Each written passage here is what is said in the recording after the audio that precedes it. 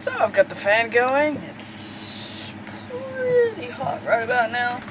And I'm going to be setting up for a cool shower to wash my hair ready for the week. It's the 3rd. Why is it so hard for me to find the number 3? Because I'm pretty tired. There it is. Did some grocery shopping today. I think this is going to be one of those ones where they're all squares. Of some various bits and pieces.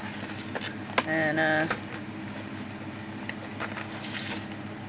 did some more organizing on the old Wellington trip. That's a sleigh.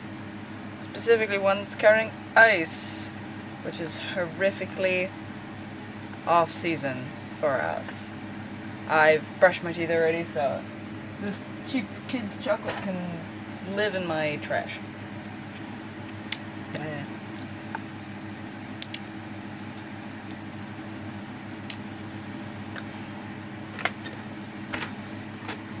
Good morning, good day, good afternoon, good evening, good night, and goodbye.